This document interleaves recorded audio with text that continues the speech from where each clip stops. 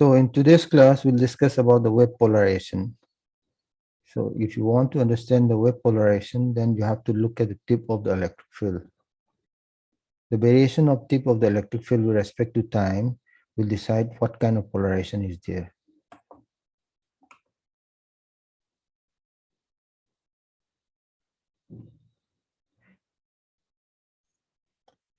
So there are different types of polarization. First one is linear polarization, then circular polarization and elliptical polarization. In the circular polarization, we have right-hand circular polarization, left-hand circular polarization, and in elliptical polarization, we have left-hand elliptical polarization and right-hand elliptical polarization. So if the tip of the electric field with respect to time trace out a circle, then we call circular polarization. If we trace out an ellipse, then we call as elliptical polarization. And if the tip of the electrical is confined within a line with respect to time, then we call this linear polarization. And there's a major confusion here. Most of the students get confused whether which polarization is right-hand circular polarization and which polarization is left-hand circular polarization.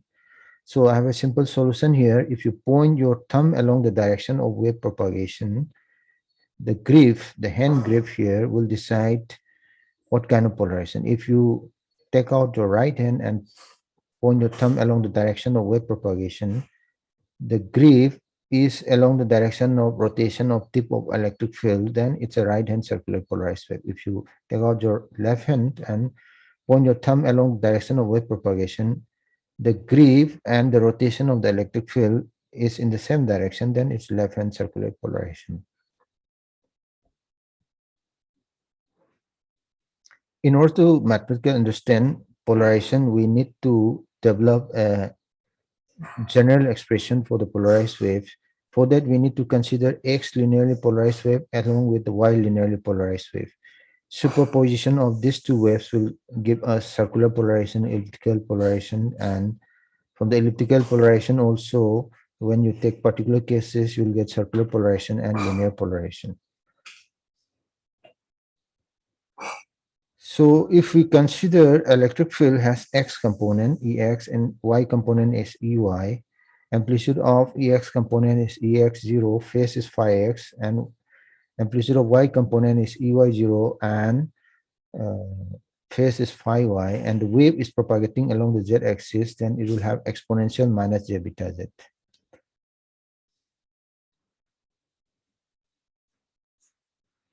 So if you put the time dependence, we are considering always time harmonic fields. Fields are varying with respect to time. Then you need to multiply by exponential j omega t. And we are interested in the real part of the wave. So you take the real part, then the expression of electric field with respect to z and time would be ax0 cosine of omega t minus beta z plus phi x unit vector plus ey0 cosine of omega t minus beta z phi y unit vector. So this is the expression for the fields with respect to time and space. So the field is moving along z-axis. So we have z component here, z component here. Okay, so if you want to consider linearly polarized wave, in that case, you assume that the field Ex and Ey, they don't have any kind of phase difference. The amplitude of Ex component is E0x, amplitude of Y component is U0y, and the field is moving along the z-axis. Exponential minus j beta z will give us field which is moving along the z-axis. This is the x component of the field and this is the y component of the field. There is no phase difference between these two. They are in the same phase. So in that case, if you put the time dependence and take the real part, the expression for the field for the linear polarized wave would be E0x cosine omega t minus beta z, x unit vector plus E0y cosine omega t minus beta z y unit vector. So here, there's no phase difference between the x component and y component. They have the same phase here. Omega t minus beta z, omega t minus beta z here. So if you want to find the amplitude of this linear polarized wave, then it would be square root of E0 x square plus E0 y square cosine of omega t minus beta z. So one observation you can see the amplitude of wave is changing with respect to time t here. So this is not a fixed amplitude. Even if the wave is pointing along one particular direction, the amplitude is changing with cosine function here. And one more thing is that how do I know which direction the fill is pointing, the electric field is pointing? We can actually find it out from here. This is the y component of the field, this x component of the field. If you take ratio of these two, take the tan inverse of that, then you can find out the angle this field makes with the x-axis. Let's say x-axis is this, the angle theta is the angle this electric field vector makes with the x-axis. So that theta you can find out as tan inverse E0y by E0x. So with time, for the linearly polarized wave, the field will be always pointing along that direction and moving towards the z-axis.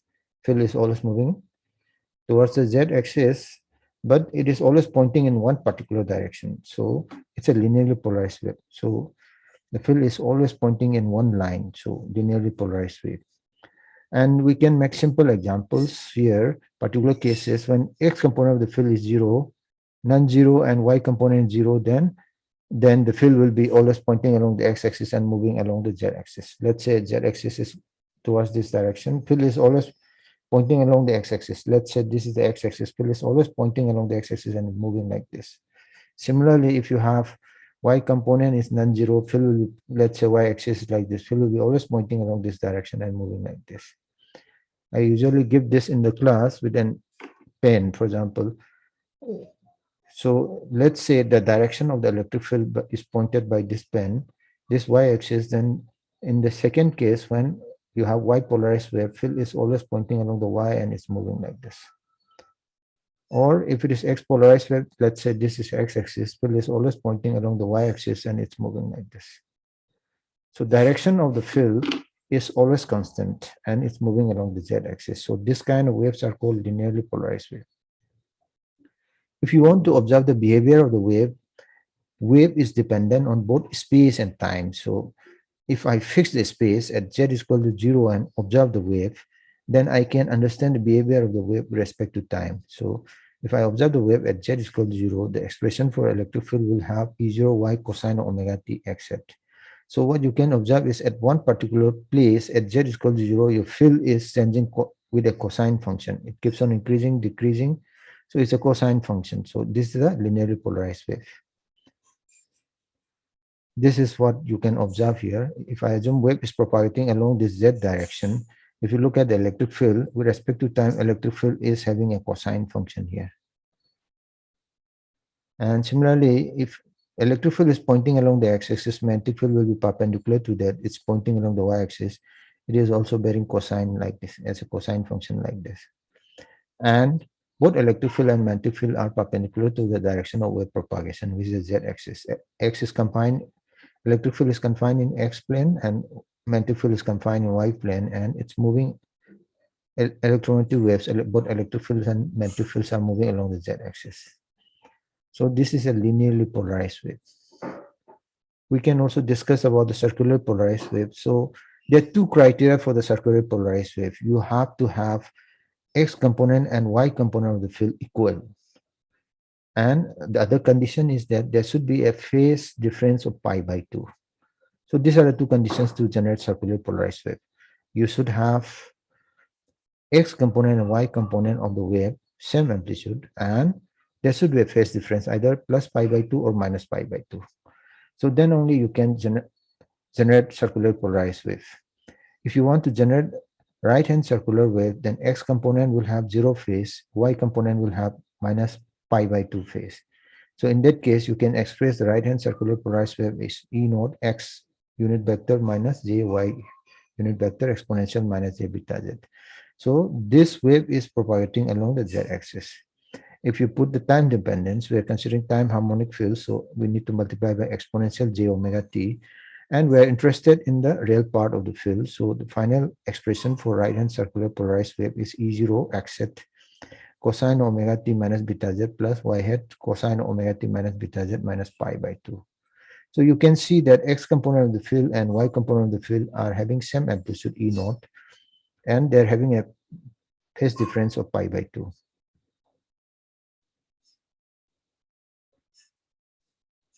So if you want to observe the behavior of the wave, you fix the space. At z is equal to 0, what is the behavior of the wave with respect to time? It would be E0 cos omega t xz plus E0 sin omega t y hat. So what is the angle this wave make with the x-axis? You can find out. You have the y component and x component. Y component is e0 sine omega t, x component is cos omega t. So tan inverse of y component divided by the x component, e naught cancel out. What you have is tan omega t. So tan inverse of tan omega t is omega t. So the angle this wave make with the x-axis, the angle this wave makes with the x-axis is changing. Starting it was 0, then it keeps on increasing in like this. So t is equal to 0, this angle is 0. T is equal to t1, it will become omega t1. So what kind of polarization is that? We need to look at the sense of polarization, whether it's right hand circular polarized or left hand circular polarized wave. You can use the right hand grip rule. Okay, so this is the right hand grip rule here. You point your finger along the direction of wave propagation. In our case, wave is propagating along the positive z-axis. So this is the positive z-axis. So at the starting, theta was 0. When t becomes 0, theta was along this direction. When t becomes t1, theta may be somewhere here. If you keep on increasing the value of t, the theta will be keep on increasing. So it is following a path like this. So that is along the direction of the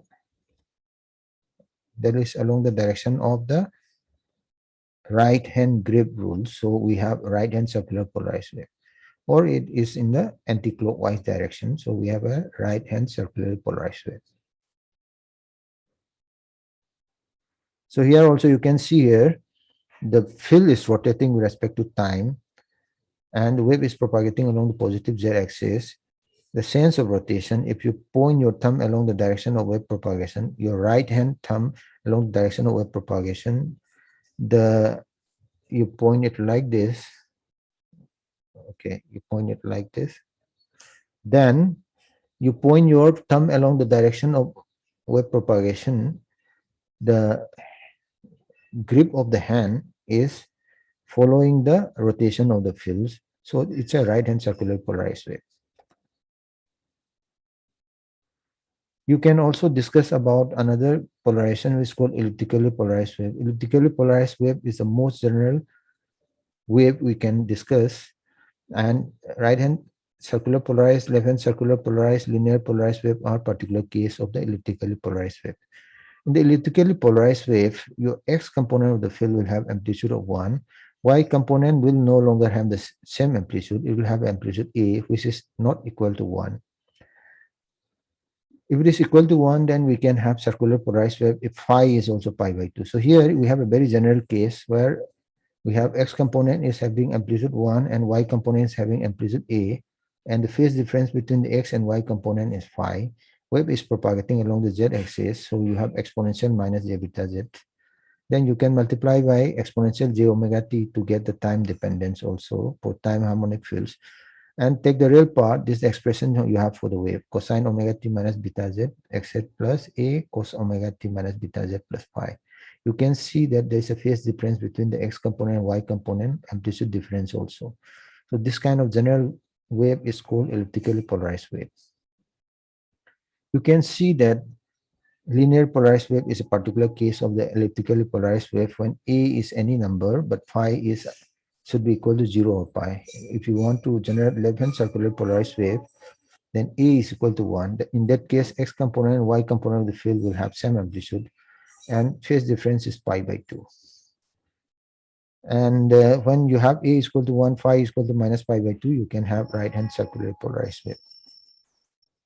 So here, there's a simple way of understanding the sense of rotation of the polarization, whether it's left-hand or right-hand circular polarized or elliptically polarized wave. You express the field in the form like this. This is the general form, most general form. You express the field in this form and find out what is phi. If phi is positive, it's left-hand sense of rotation. Phi is negative, then it is right-hand sense of rotation. So let us try to understand that you fix a phase, you fix a distance. See, basically, your fields are varying with respect to space and time. If I fix the space, I can observe the behavior of the wave with respect to times. So I observe the wave at z is equal to 0. The expression for the elliptically polarized wave at z is equal to 0 is cos omega t xz plus a cos omega t plus phi. You can see that a is different than 1. So for the elliptically polarized wave, a is not equal to 1. And you also have a phase shift of pi here.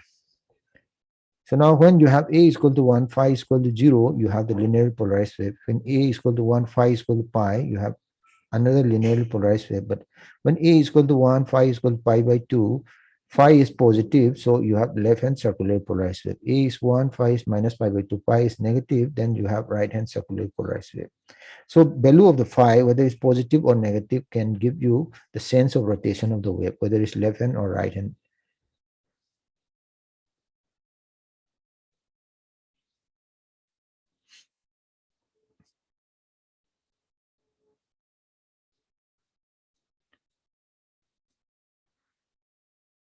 Let us consider other cases also. I want you to be very thorough with the polarization.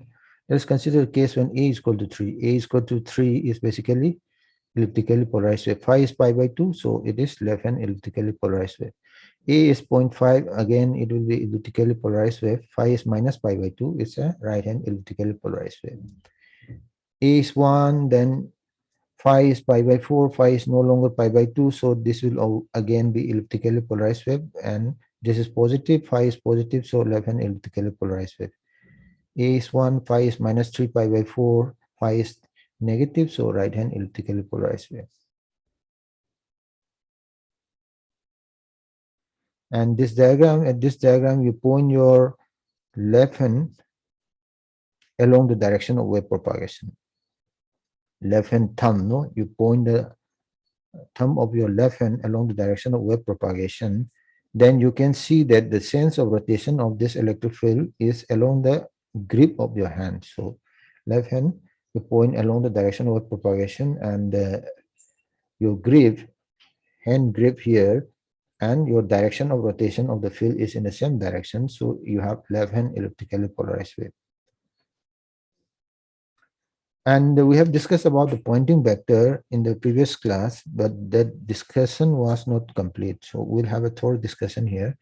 The Poynting vector has two types. One is instantaneous Poynting vector, and there is the average Poynting vector. Instantaneous Poynting vector can be easily found out from cross product of electric field with complex conjugate of the magnetic field.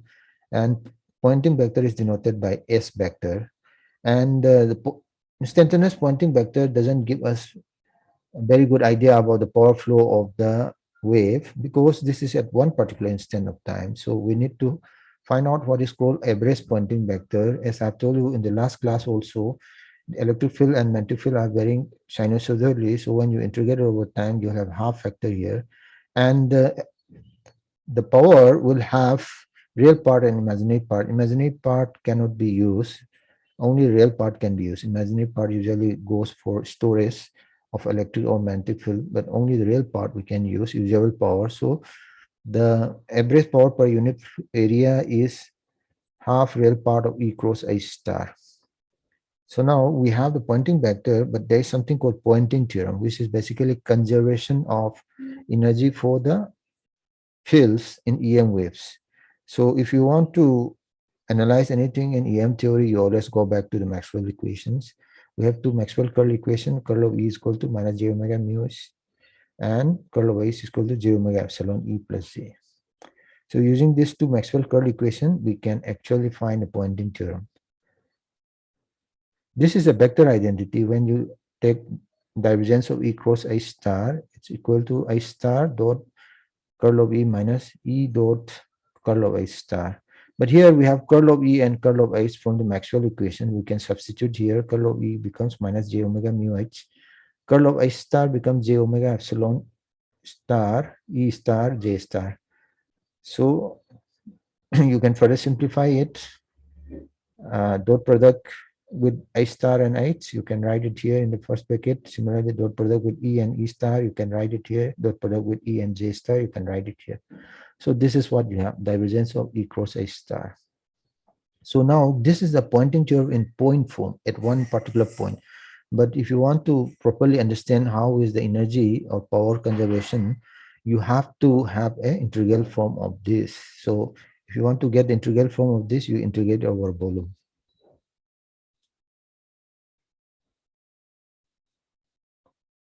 So when you integrate it over volume, this volume integration, if you apply the divergence theorem, you can convert the volume integration to a surface integration. This closed surface integration is the closed surface which enclose this volume here. So you can convert the volume integration to a surface integration by using divergence theorem, and this is the closed surface integration you have here, E cross H star dot ds. And E cross H star is your Poynting vector H vector. So this is a power flow per unit area. When you actually integrate it over a closed surface, it actually gives you the power which is coming out of the closed surface. You still have the right hand side also. Right hand side will have three terms here, H dot H star and E dot H star and E dot J star term here. This is the instantaneous Poynting vector and power flow in EM fields. As I've told you before also, instantaneous power flow is not giving us any idea about the power flow because we want to find the average power flow. This is over one particular instant of time. So we want to find the average power flow, then we take the average. So left side will become half real part of S dot ds. Right hand side also it will become half real part of I square dV, half real part of E square dV, then half real part of sigma E square dV. So this term is real, but let us look at this term here. This term here, they are not real. They are complex. They will have real part and imaginary part. And here I want to introduce one concept here. So usually all the dielectrics will be having another specification other than the epsilon r. Epsilon r is the relative permittivity. Whenever you consider the properties of any dielectric medium, you define the epsilon r. Epsilon r, along with that, you have another parameter which is called loss tangent. So loss tangent actually gives you an idea how much is the losses of that medium. Higher the loss tangent, higher will be the losses. Lower the loss tangent, lower will be the losses. For example, if you consider PCB board, I think everyone is familiar with the PCB board. So PCB board usually have epsilon r or relative permittivity of 4.4. It also has a loss tangent of 0.2. Just like that, all kind of dielectric materials will have some loss tangent. And how do we define this loss tangent? You know epsilon, most of the time you have to consider epsilon is real, but if you want to introduce losses into the epsilon, then you need to have imaginary part also. So this epsilon will have real part as epsilon dash minus j epsilon double dash. This is the imaginary part.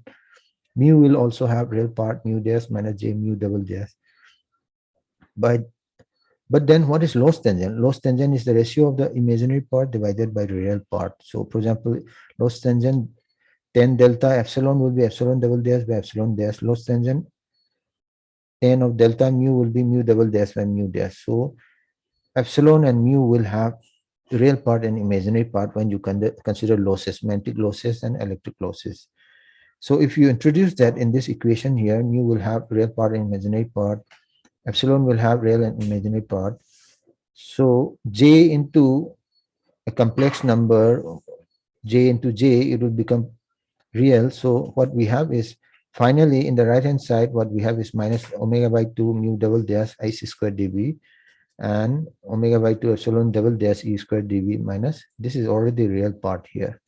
So the final expression, you look at the left hand side and right hand side, what is the physical meaning of this?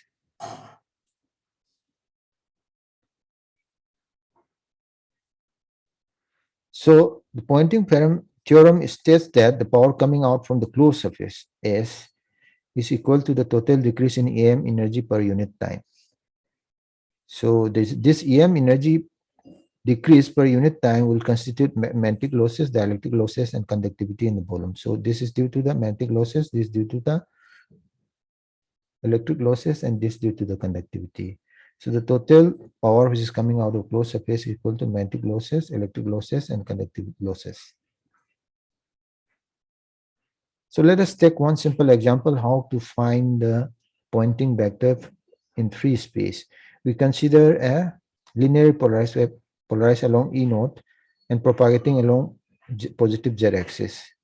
So we can represent E is equal to E naught. This will decide polarization of this field and is propagating along the positive z axis. Electric field is propagating along the z-axis. Magnetic field will also propagate along the z-axis. It will have exponential minus j beta z term here. As you know that electric field is perpendicular to the direction of wave propagation and as well as the electric field. This is the electric field direction. This is direction of wave propagation z hat because field is propagating along the z-axis. When you take cross product of z with E naught, this will be a vector which is perpendicular to z as well as E naught. So magnetic field is perpendicular to wave vector as well as the electric field vector. You also know that magnetic field is much smaller than electric field, so we need to divide by eta naught, which is the intrinsic impedance for the free space, equal to 377 ohm. So we have the expression for electric field and magnetic field. So if you want to find a Poynting vector, you do the cross product of electric field with the ICE star. ICE star is the complex conjugate of the magnetic field. So you will have vector triple product here. You can use back-cap rule and you can find out. Finally, your Poynting vector will be E naught square z hat by eta naught. So Poynting vector is pointing along the z-axis. Instantaneous Poynting vector is pointing along the z-axis, which is the direction of the wave propagation. You can actually find the average value of the Poynting vector to get an idea of the power flow because instantaneous Poynting vector is over one particular instant of time. So we can find the average Poynting vector as half real part of E cross I star, and it turns out to be E naught square by 2 eta naught z hat. You can see that average Poynting vector is half times that of the instantaneous Poynting vector, and both of them are pointing along the positive z-axis. You can also calculate the stored electric energy. It turns out to have epsilon 0 square, and the stored magnetic energy, it turns out to be half mu naught IC square, and you can simplify it. Then you can find out that magnetic energy storage is always equal to electric energy storage. So let us summarize some of the properties of the plane waves. First thing is that the Poynting vector is directing along the direction of wave propagation, which is along the z-axis. Then second thing is that instantaneous value of the Poynting vector is E square by eta naught, and average value of the Poynting vector is E square by 2 eta naught. And you can also observe that stored electric energy and the magnetic energy is always equal. So these are the properties of the plane waves. And at one particular location, plane waves will have always same energy. So constant power or constant energy is there at every location of the plane wave. So this kind of waves should be able to reach out to infinite distance. If you are sending plane waves in free space, it should be able to go to infinite distance. Okay, so the idea is what is the behavior of the waves in different medium. For example, if you are inside a classroom, you can see that there's desks, there's a wall, there's glass, fans, paper. So your desks are made of woods, walls are made of bricks, and glass windows are made of glasses, and the fan is made of metals. Your books, notebooks are made up of paper. So we have different kind of materials. So the idea is how do we know the behavior of plane waves inside different kind of medium. So in other words, what are the parameters which will characterize the behavior of plane waves inside a medium? So the three parameters are there. First parameter is the electric permittivity. Electric permittivity will give you the electric behavior of the material. Magnetic permeability will give you the magnetic behavior of the material. Conductivity sigma will give you the losses, what kind of losses you have in the medium. So epsilon, as you know, it will have epsilon 0 into epsilon r. Epsilon 0 is the electric permittivity for free space. Epsilon r is the relative electric permittivity.